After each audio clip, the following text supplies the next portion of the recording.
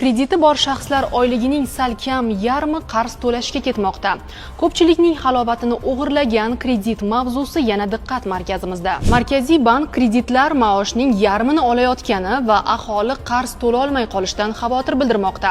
Bu yuk moliyaviy barqarorlikka tahdid solishi mumkinligi ta'kidlanmoqda. O'tgan 2024-yilda O'zbekiston aholisining umumiy qarz yuki, ya'ni oylik daromadiga nisbatan kredit miqdori o'rtacha 34% ni tashkil etdi. Bankdan qarz olganlarning ko'pchiligi oyligining yarmini kredit to'lashga sarflamoqda. Mazkur toifadagi odamlar qarzlari umumiy kreditlarning 40% ga teng. Afsuski, mamlakatda muammoli kreditlar ulushining ortib borishi jiddiy moliyaviy xatar sifatida ko'rilmoqda. Tahlillarga ko'ra, iqtisodiyotda inflyatsiya o'sishi, ishsizlikning oshishi yoki real ish haqi pasayishi banklar uchun xavfli bo'lishi mumkin. 2027-yilga borib 4 ta yirik bank belgilangan kapital talabidan pastga tushib ketish ehtimoliga duch kelishi mumkin. Ma'lumotlarga ko'ra, 2027-yilga borib 4 ta yirik bank belgilangan kapital